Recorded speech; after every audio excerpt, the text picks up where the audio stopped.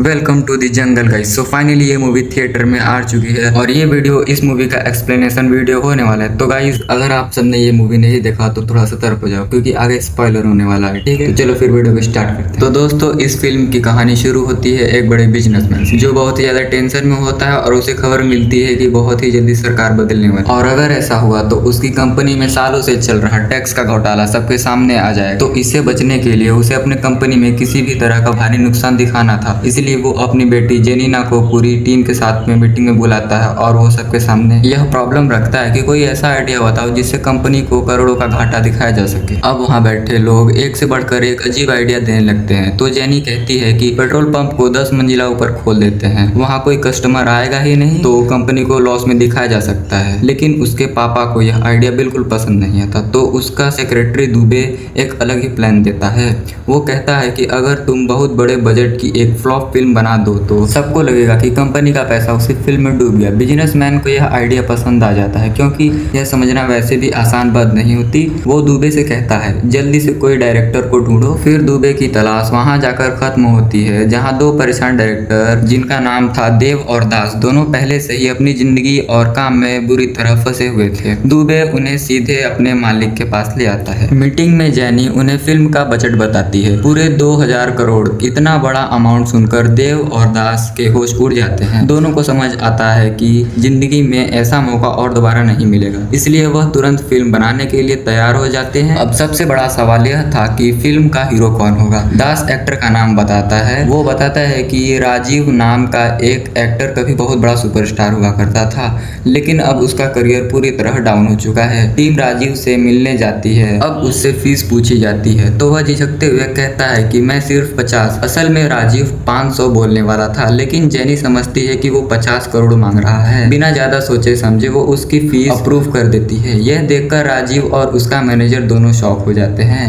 पर भाई वो 500 से फीस 200 करोड़ तक ले जाते हैं, पर जेनी भी हाँ बोल देती है। और इसके बाद राजीव का मैनेजर देव और दास को राजीव की पर्सनल लाइफ के बारे में एक राज बताता है। वो कहता है कि राजीव अब रोमांटिक फिल्मों से नफरत करता है क्योंकि 5 साल से पहले उसकी जिंदगी में एक बहुत बड़ा हादसा हुआ था और उस समय राजीव मशहूर एक्टर नादियाम एक दूसरे से प्यार करते थे, लेकिन एक दूसरी हीरोइन राजीव को पाना चाहती थी। उसने उन दोनों के बीच ऐसी गलतफहमी पैदा कर दी कि राजीव और नादिया के बीच का रिश्ता टूट गया। इसी बीच देव और दास की एक और मुसीबत सामने आती है। उन्हें लगातार रोमियो के नाम से एक आदमी का फोन आ रहा था, लेकिन वह बार बार कॉल काट देते थे। आखिरकार रोमियो खुद अपने साथी अन्ना के साथ उनके सामने आ पहुंचता है। तब पता लगता है रोमियो और अन्ना कोई मामूली लोग नहीं थे, बल्कि शहर के खतरनाक डॉन हैं। देव और दास ने उनसे 5.5 लाख रुपए उधार लिए जो अभी तक वापस नहीं किए। देव और दास उन्हें भरोसा दिलाते हैं कि जैसे ही फिल्में पूरी होंगी वो पैसा लौटा देंगे, लेकिन इस बार रोमियो और अन्ना पैसा नहीं मांगते। वे कहते हैं कि उन्हें इस फिल्म में रोल चाहिए। अब देव और दास के पास मना करने का कोई रास्ता नहीं था। मजबूरी में वो दोनों डॉन को भी फिल्म में हीरो बना लेते हैं।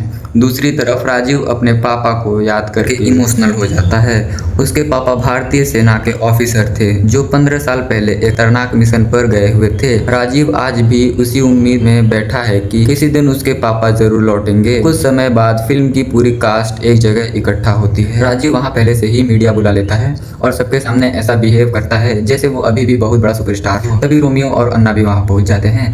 दोनों खुद को फिल्म का असली हीरो मान रहे थे, जबकि राजीव खुद को सबसे बड़ा स्टार समझ रहा था। बस फिर क्या, तीनों के बीच लड़ाई शुरू हो जाती है। सबको लगता है कि फिल्म उसी के दम पर चलेगी। हालत बिगड़ते देखकर देव और दास बीच में आते हैं और सभी को शांत करते हैं। वो बताते हैं कि ये फिल्म आर्मी पर बेस्ड है, इसलिए शूटिंग से पहले सभी आर्टिस्ट को स्पेशल आर्मी ट्रेनिंग लेनी होगी। ट्रेनिंग की जिम्मेदारी एक सख्त महिला ऑफिसर को दी जाती है। वो सिर्फ एक्टर्स को नहीं बल्कि डायरेक्टर, कैमरामैन और पूरी यूनिट को भी ट्रेनिंग में घसीट लेती है। हर दिन उन्हें बंदूक चलाना, बॉम्ब फेंकना, अटैक से बचना, वॉर जैसे सिचुएशन हैंडल करना सिखाया जाता है। उनके काम आने वाली ट्रेनिंग खत्म होने के बाद फिल्म में शूटिंग शुरू हो जाती है। बिजनेसमैन का मकसद सिर्फ इतना था, ज्यादा से ज्यादा पैसा खर्च हो, इसलिए फिल्म के लिए बहुत बड़ा सेट तैयार किया जाता है। जेनी और नादिया दोनों ही हीरोइंस हैं। जेनी को फिल्म में इसलिए रखा गया था क्योंकि उसके पापा को पूरा भरोसा था कि अगर उसकी बेटी एक्टिंग करेगी तो फिल्म पक्का फ्लॉप होगी। वह नादिया ने फिल्म को एक खास शर्त पर साइन की थी। उसने साफ कह दिया था कि वो फिल्म में राजीव के साथ नहीं बल्कि रोमियो और अन्ना के साथ दिखेगी। शूटिंग शुरू होते ही सेट पर हर रोज नया नया तमाशा देखने को मिलता है।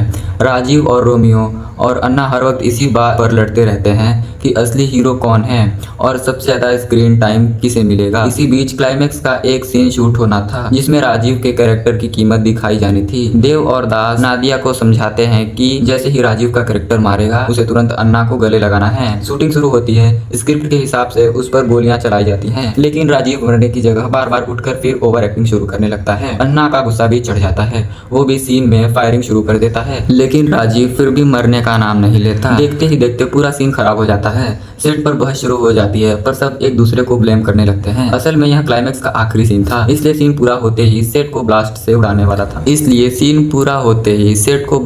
उड़ाने की तैयारी पहले से ही की गई थी। दास तुरंत दुबे से कहता है कि टेक्नीशियन को ब्लास्ट थोड़ा और रोकने के लिए कहो, क्योंकि सीन अभी कंप्लीट नहीं हुआ है। लेकिन दुबे का इशारा टेक्नीशियन गलत समझ लेता है और उसे लगता है कि ब्लास्ट करना है, और फिर क्या भाई जोरदार धमाका होता है।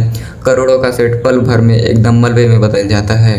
इसी अफरा तफरी में दुबे के पास उस बिजनेसमैन का फोन आता है। वो घबराई हुई आवाज में बताता है कि उसके घर और ऑफिस पर इनकम टैक्स की रेड पड़ चुकी है, उसकी प्रॉपर्टी और पैसा जब्त हो चुका है। अब उसकी आखिरी उम्मीद यह फिल्म थी, अगर फिल्म हिट नहीं हुई तो वह पूरी तरह बर्बाद हो जाएगा। यह सुनकर दुबे के पैरों तले जमीन खिसक जाती है। एक तरफ फिल्म अधूरी थी और दूसरी तरफ क्लाइमेक्स वाला सेट पहले से ही उड़ चुका था। और प्रॉब्लम यह थी कि आखिरी सीन शूट कैसे होगा। तभी यूनिट का एक टेक्नीशियन बताता है कि आजादगंज नाम का एक गाँव में बिल्कुल ऐसा ही लोकेशन मौजूद है, अगर वहाँ जाकर शूटिंग की जाए तो क्लाइमेक्स आसानी से कंप्लीट हो सकता है। सबसे अच्छी बात यह थी कि वहाँ कोई रेंट या एक्स्ट्रा खर्च भी नहीं देना पड़ेगा। दुबे को यह आइडिया बहुत पसंद आता है और वह डिसाइड करता है कि पूरी टीम अगले ही दिन आजादगंज जाएगी। लेकिन देव और दास एक बात साफ कहते हैं, उनका मानना था कि एक्टर्स को यह पता नहीं चलना चाहिए कि वहाँ असली गाँव के लोग हैं। अगर उन्हें सच पता चल गया तो शूटिंग के बजाय सवाल जवाब करने लगेंगे। इसलिए प्लान बनता है कि पूरी कास्ट को बताया जाएगा कि आजादगंज में हर आदमी एक्टर है और पूरा गांव शूटिंग के लिए तैयार किया गया है। अगले ही दिन टीम को बताया जाता है कि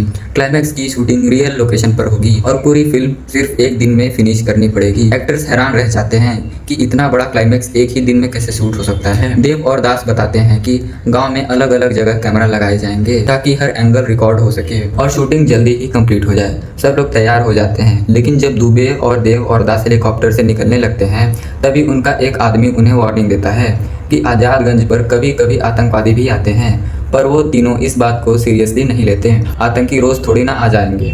पर भाई यही उनकी सबसे बड़ी गलती थी। अब कहानी का फोकस आजादगंज गांव पर आता है। यह गांव पिछले 20 सालों से जतारा नाम के एक आतंकवादी के कब्जे में था। उसने पूरे गांव को बंधक बना रखा था ताकि सरकार उसकी मांगों को पूरी कर सके। जताराम सरकार को धमकी देता है कि अगर शाम 5:30 बजे तक उसके साथियों को रिहा नहीं किया गया तो वह पूरे गाँव को खत्म कर देगा। गाँव में जोया नाम की एक महिला भी रहती थी। जतारा पहले उसके पति को मार चुका था। अब वो चाहता था कि जोया उसकी बात माने और उसके साथ चले जाए, लेकिन जोया हर बार उसका विरोध करती थी।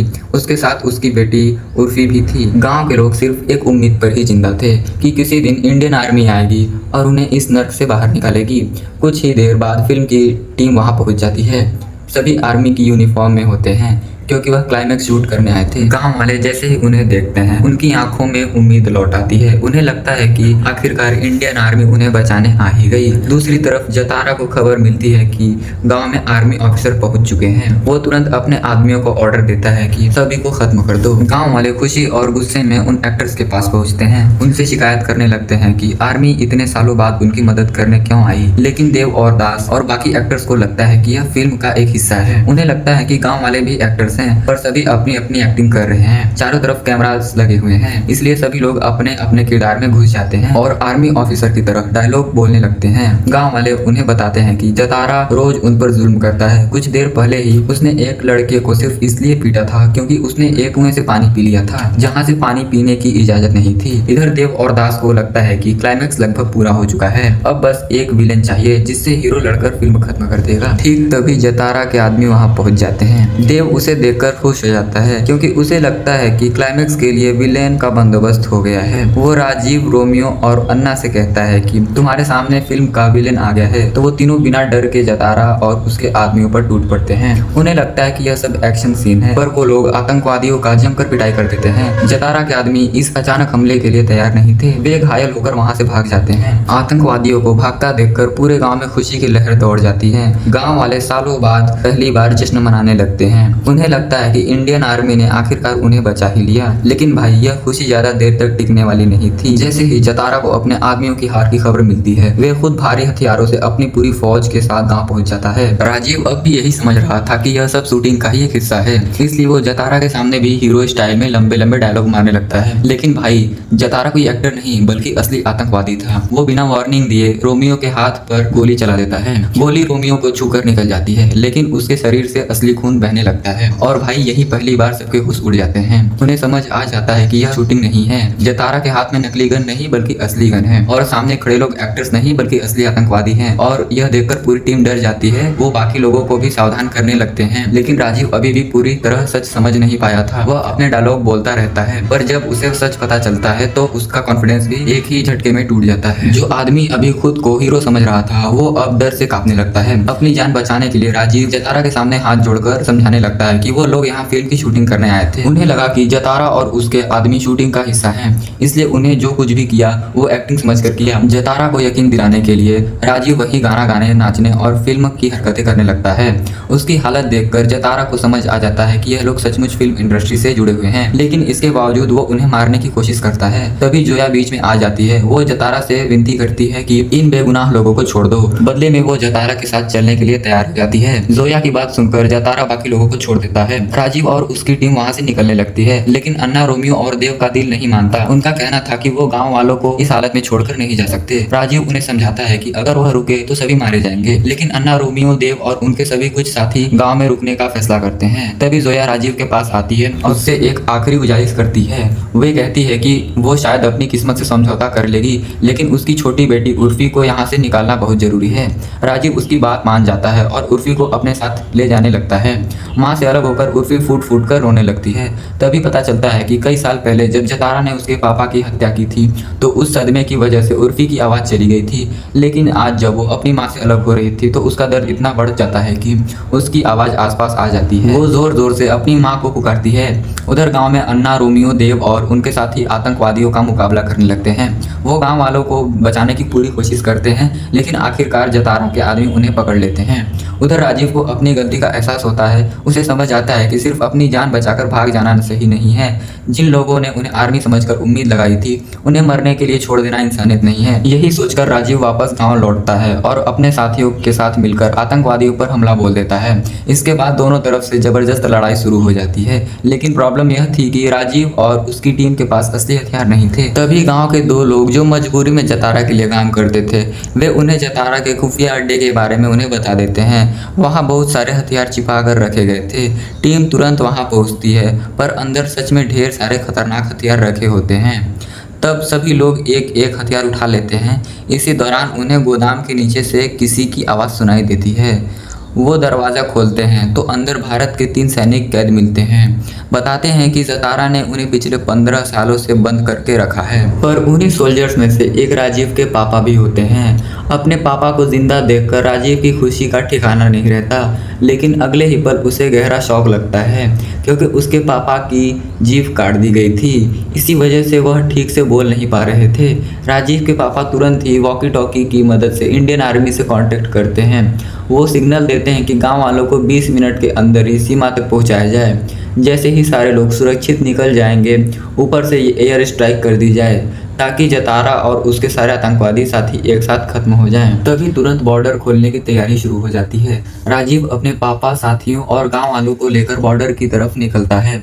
इसी बीच राजीव के पापा अपनी उम्र और हालत की परवाह किए बिना आतंकवादियों का सामना करते हैं, और इसी दौरान बड़ा खुलासा होता है कि आजादगंज गाँव असल में पीओके के इलाके में फंसा हुआ था। इसी वजह से यहाँ के लोग इतने सालों से मदद का इंतजार कर रहे थे। काफी मुश्किलों के बाद गाँव वाले सुरक्षित उस जगह पहुँच जाते हैं, लेकिन वहाँ पहुँचकर जोया अपनी बेटी उर्फी को ढूंढती है। उर्फी कहीं दिखाई नहीं देती। दूसरी तरफ राजीव को भी पता चलता है कि उसके पापा उसके साथ नहीं हैं। फिर देखने मिलता है कि जतारा ने उर्फी को फिर से पकड़ लिया है और राजीव के पापा उसे बचाने के लिए वापस गए हैं। पर फाइटर प्लेन्स उड़ान भर चुके थे, पर कुछ ही मिनटों में एयर स्ट्राइक होने वाली थी। राजीव और जोया वापस जाना चाहते हैं, लेकिन सेना और गाँव वाले उन्हें रोक लेते हैं, क्योंकि अब वापस जाना लगभग मौत को बुलाने जैसा था। उधर जतारा और राजीव के पापा के बीच में एक आखिरी फाइट होती है। लड़ाई के दौरान राजीव के के पापा उर्फी को भागने का इशारा करते हैं। उर्फी किसी तरह वहाँ से निकल जाती है। तब राजीव के पापा जतारा से अकेले फाइट करते हैं। लंबी लड़ाई के बाद वो जतारा को बुरी तरह घायल कर देते हैं। फिर वो पूरा इलाका जोरदार धमाके से दहल उठता है। एयर स्ट्राइक में जतारा और उसके सारे आतंकवादी हमेशा के लिए खत्म हो जाते हैं। कुछ ही देर बाद उर्फी सुरक्षित अपनी माँ जोया के पास लौट आती है। अपनी बेटी को जिंदा देखकर जोया की खुशी का ठिकाना नहीं रहता। वहीं राजीव को लगता है कि उसने अपने पापा को दोबारा खो दिया,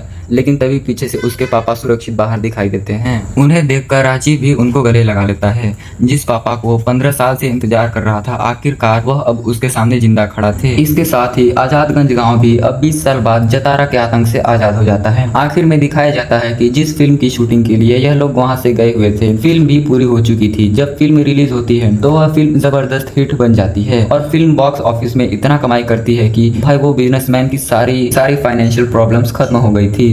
जिस फ्लॉप फिल्म से वो अपना घोटाला छुपाना चाहता था, वही फिल्म उसकी आखिरी उम्मीद बनकर उसे बचा लिया। और इसी के साथ यह फिल्म यही खत्म हो जाती है। तो भाई इस मूवी की कहानी कॉमेडी के अंदर एक सिंपल बात कहती है, कभी कभी नकली हीरो बनने का नाटक करते करते इंसान सच में हीरो बन जाता है। और असली बहादुरी वही है जब डर लगने के बाद भी इंसान किसी बेगुनाह को छोड़कर भागता नहीं है। ठीक है, तो भाई बस यहीं तक था।